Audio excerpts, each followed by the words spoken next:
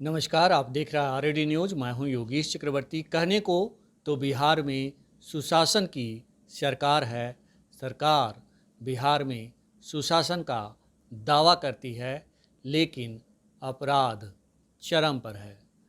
हर रोज़ आपराधिक घटनाएं सामने आ रही है, लेकिन सत्ता प्रतिष्ठान में बैठे लोग जंगल राज से इसकी तुलना कर लोगों को चुप कराने की कोशिश कर रहे हैं। दूसरी ओर कई वरिष्ठ आईपीएस अधिकारी जो है कहा जा रहा है कि इस्तीफा देकर बिहार छोड़कर जाना चाहते हैं। काम्या मिश्रा इसकी बानगी हैं, जो दरभंगा की ग्रामीण एसपी हैं। ये भी कहा जा रहा है कि बिहार के डीजीपी आरएस भट्टी भी केंद्रीय प्रतिनियुक्ति पर जाने की तैयारी है। इन तमाम मसलों पर हम बात करने आए हैं बिहार के पूर्व डीजीपी अशोक कुमार गुप्ता जी के पास। आइए उनसे समझते हैं बिहार आखिर इतना क्यों बदल रहा है, सुशासन की सरकार आखिर क्यों सुशासन लाने में नाकाम हो रही है। सर, आपसे मेरा पहला सवाल तो यही है कि जो दरभंगा के ग्रामीण एसपी हैं काम्या मिश्रा, उन्होंने इस्तीफा दे दिया है। आप कैसे देखते हैं उनके इस्तीफे को? नहीं, बहुत ही गंभीर चिंता की बात है।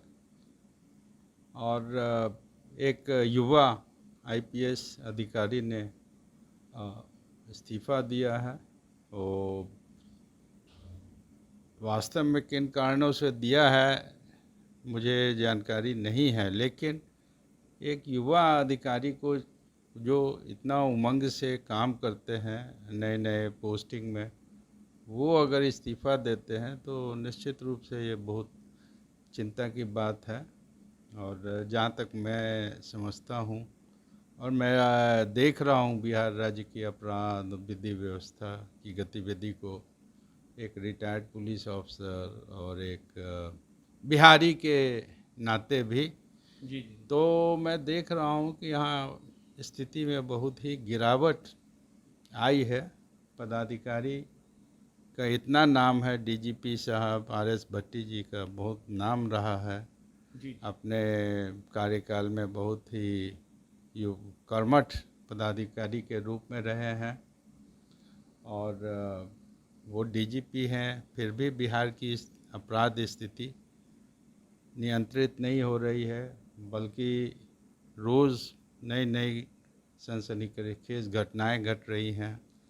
अभी दरभंगा में वो वीआईपी के जो प्रमुख हैं मुकेश सहनी जी, उनके पिता जितन सहनी की हत्या कर दी गई। नालंदा में एक पूर्व केंद्रीय मंत्री हैं, उनके बहुत निकट पिंटू सिंह हैं, उनकी हत्या हो गई। और हत्यारे जो कहा जाता है, उन्होंने भी आरोप लगाया है माननीय मंत्री जी ने, पूर्व मंत्री जी ने, कि धमकियां दी गई थी अपराधियों के द्वारा। सूचना थी प्रशासन को, फिर भी घटना घट गई।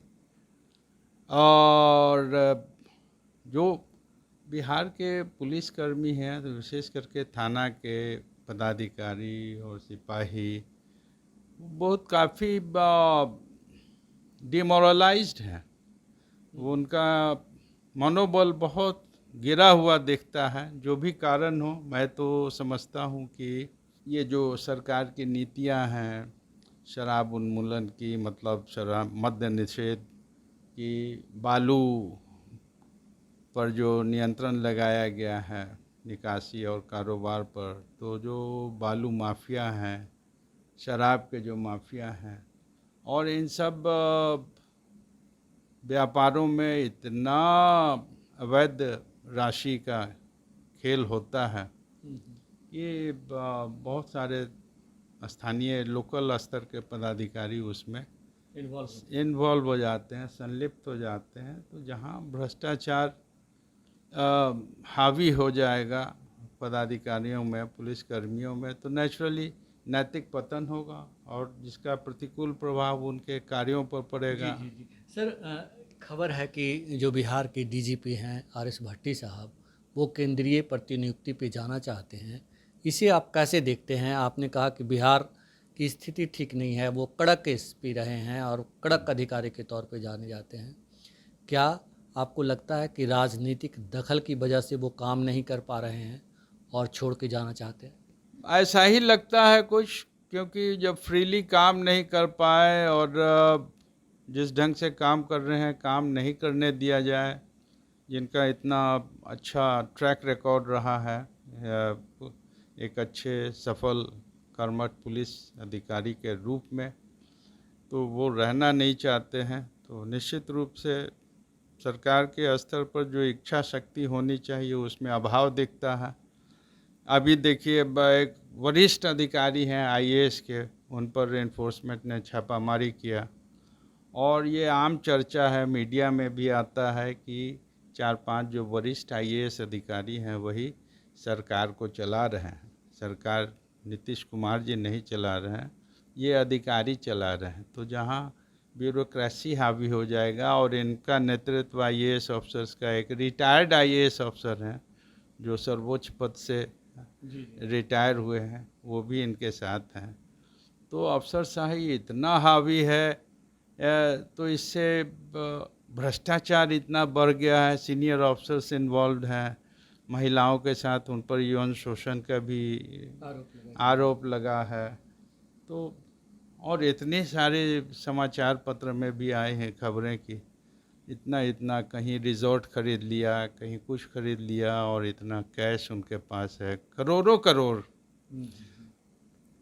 तो जहाँ भ्रष्टाचार हो, जहाँ पदाधिकारी डिमोरलाइज्ड हो, स्थानीय पुलिस अधिकारी भी इसमें संलिप्त हो जाए और जनता में पुलिस का एक बाल ख़त्म हो गया, ये बहुत बड़ी बात है। सरकार के का एक बाल नहीं रहा, पुलिस का भय नहीं रहा, एक बाल नहीं रहा। वो जो है पुलिस का विरोध करते हैं, पुलिस पर हमले करते हैं। बिहार में पिछले 2-3 सालों में पुलिस पर जो हमले हुए हैं उनकी संख्या पिछले वर्षों की तुलना में 3 गुना 300% से अधिक है, 3 गुना अधिक। मतलब 550 के लगभग केस हुए हैं पुलिस पर अटैक के, बाई ग्रामीण हो या माफिया एलिमेंट हो। एक दरोगा जी थे, उन पर जो है ट्रक से बालू माफिया ने उनको रौंद दिया, दरोगा जी की हत्या हो गई, 2 सिपाही भी उसमें बुरी तरह से जख्मी हुए। तो जहाँ अपराधी और माफिया तत्व इतने हावी हैं और पुलिस डिमोरलाइज्ड है बहुत से कारणों से जिनकी हमने भी चर्चा की, तो ऐसे में अपराध कैसे कंट्रोल होगा, विधि व्यवस्था कैसे कंट्रोल होगा।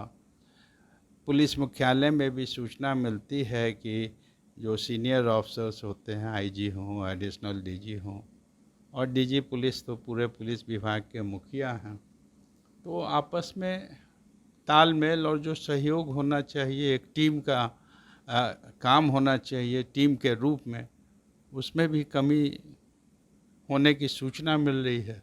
जी जी जी। तो ये भी एक फैक्टर हो सकता है। आप कह रहे हैं सर कि बहुत ही दयनीय स्थिति है बिहार की। पुलिस की जो टीम है, पुलिस में जो आला अधिकारी बैठे हैं उनमें तालमेल का अभाव है। दूसरी ओर जो अपराधी हैं वो बेलगाम होते जा रहे हैं।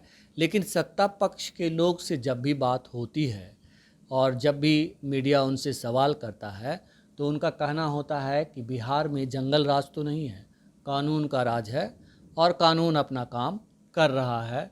और ख़ास करके जेडीयू के प्रवक्ता जो हैं वो कहते हैं कि पाताल से भी अपराधियों को ढूंढ लाएंगे। तो इस दावे में जो जंगल राज से कह दी जाती है, ख़ास करके आरजेडी के जंगल राज के प्रतीक को, जो पिछले 30 साल पुराना मामला है, तो इसे आप कैसे देखते हैं? ये जंगल राज ये जो है, ये मीडिया और ये जो भाजपा एनडीए की सरकार है, ये राष्ट्रीय जनता दल महागठबंधन की सरकार को निराधार बदनाम करने के लिए ये लोग जो है बार बार जपते रहते हैं जंगल राज। वास्तव में जो अपराध के फिगर्स हैं उनको देखिएगा तो अपराध के फिगर्स 3 गुना लगभग हो गए हैं। जो लालू राबड़ी जी का जो शासनकाल था बिहार में वर्ष 90 से 2004 तक, और अभी के सालों में जो एनसीआरबी के, भारत सरकार की संस्था है, नेशनल क्राइम रिकॉर्ड ब्यूरो, उन्होंने अपना जो आंकड़े पेश किए हैं वो कह रहे हैं कि 350% जो कॉग्निजेबल क्राइम्स हैं उसमें वृद्धि हाल के वर्षों में हो गई है वर्तमान शासनकाल में। जहां 1 लाख के लगभग अपराध होते थे, अभी लगभग 3.5 लाख उसकी संख्या हो गई है कॉग्निजेबल क्राइम्स की। और भी शीर्षकों में क्राइम्स बहुत बढ़ रहे हैं, कुछ का उल्लेख मैंने किया है। तो अपराध के आंकड़े बता रहे हैं। आप भले कह दें कि देश भर में आप 23वें स्थान पर हो, 20वें स्थान पे हो, लेकिन यहाँ जो अपराध रोज़ रोज़ घटित हो रहे हैं, अभी देखिए पूर्णिया में डकैती की घटना आभूषण, तनिष्क आभूषण में हुई है। बिहटा के तरफ भी इस तरह से एक घटना घटी है। सर बहुत हो गई। बैंक लूट की घटनाएं हो रही हैं, बिहटा में हुआ है, इसके पहले दरभंगा समस्तीपुर में हुआ था, और भी उधर चंपारण क्षेत्र में भी कहीं हुआ है। तो बैंक लूट की घटनाएं हो रही हैं। आभूषण के दुकानों में बाकरगंज में कुछ अवधि पहले दिन दहाड़े 14 करोड़ रुपए के आभूषण लूटे गए थे, 8 किलो सोना। अगर पुलिस सही अनुसंधान करती, गैंग को पकड़ती, सज़ा दिलवाती, तो अपराधों में निश्चित रूप से कमी होती और इस प्रकार के अपराध बार बार नहीं होते। तो अपराध रुक नहीं रहे हैं, इसका कहीं ना कहीं यह निष्कर्ष तो लगाया ही जा सकता है कि इन्वेस्टिगेशन जो पुलिस का काम है वो उसमें ढिलाई है।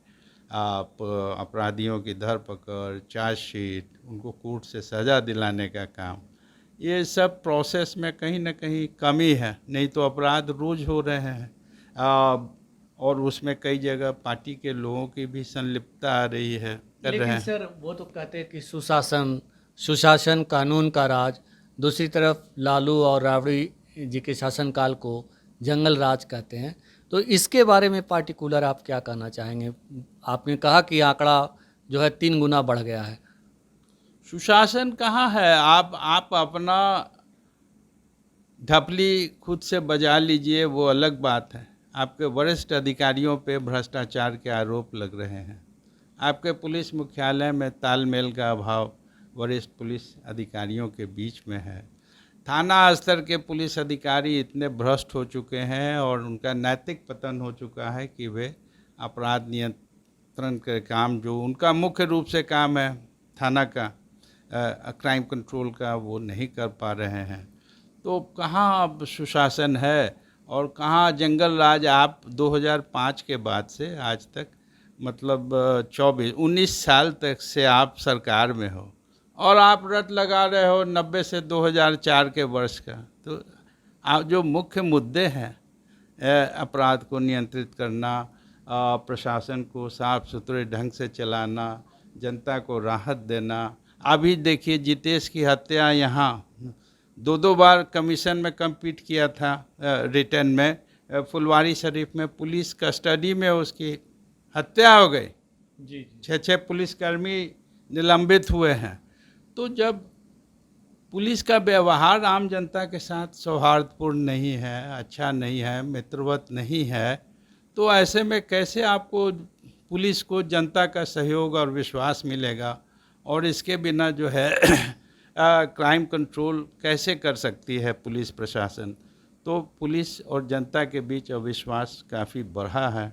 और आप जो है जंगल राज करके, युवा देखिए इतनी संख्या में बेरोज़गार हैं बिहार में, 9% से ज़्यादा बेरोज़गारी है। कोई नया उद्योग बिहार में आ नहीं रहा है। और 17 महीनों के अवधि में जो हमारे नेताजी राष्ट्रीय जनता दल के श्री तेजस्वी यादव ने उप मुख्यमंत्री के रूप में जो नौकरियां दी, आरक्षण दिलवाया, उसकी दायरा जो है जनगणना करा के बढ़ाया, तो 75% आरक्षण हो गया। तो ये सब काम जो किया गया वो उसके विरोधी है एनडीए की सरकार है। वो नहीं चाहती है कि जनगणना हो और आरक्षण को के सूची को जो है संविधान के नाइन्थ शेड्यूल में जो है डाल दिया जाए, ताकि इस पर कोर्ट का अख्तियार ना हो। जैसा कि अभी कोर्ट ने हस्तक्षेप भी किया है, आरक्षण के विरुद्ध आदेश आया है कि 50% से अधिक आरक्षण की सीमा नहीं हो सकती है। जी जी जी। तो ये सब कर नहीं रहे। स्पष्ट है कि ये लोग जो है पिछड़े, अति पिछड़े, दलित, अल्पसंख्यक, इन लोग के खिलाफ हैं। इनको हकमारी करना चाहते हैं। आज ही तेजस्वी यादव प्रतिपक्ष के नेता ने कहा, उप मुख्यमंत्री जो पूर्व में थे, उन्होंने कहा कि सीएम नीतीश का इकबाल खत्म हो गया है। क्या आपको सचमुच ऐसा लगता है कि सीएम नीतीश का इकबाल खत्म हो गया है और अब वो चलने वाले नहीं हैं, खोटे सिक्के हो गए हैं? बिल्कुल सही है। मैं इसमें दो राय किसी बिहार के आम जनता को नहीं है। उनके जो हाव भाव, जनसभा में भी जिस तरह से बिहेव कर रहे हैं और जो बयान दे रहे हैं, काफ़ी मतलब एक वरिष्ठ और संयमित नेता, और नीतीश कुमार जी जैसे नेता के लिए वो जो है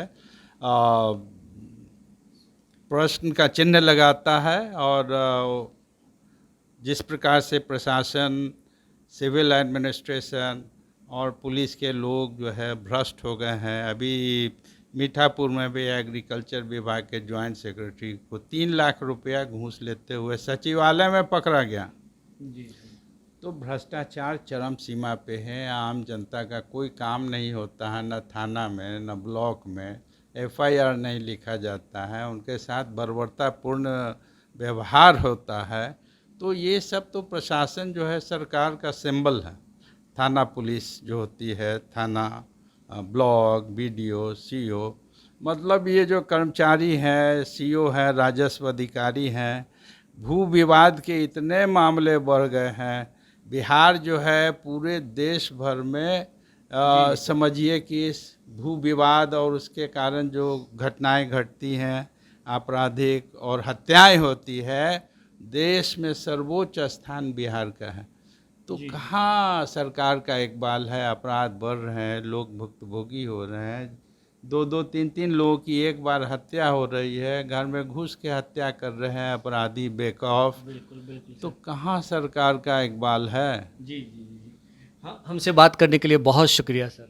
बहुत बहुत धन्यवाद। तो ये थे बिहार के पूर्व डीजीपी और राष्ट्रीय जनता दल के बुद्धिजीवी प्रकोष्ठ के अध्यक्ष अशोक कुमार गुप्ता जी, जिन्होंने साफ तौर पर कहा कि सीएम नीतीश का इकबाल खत्म हो गया है।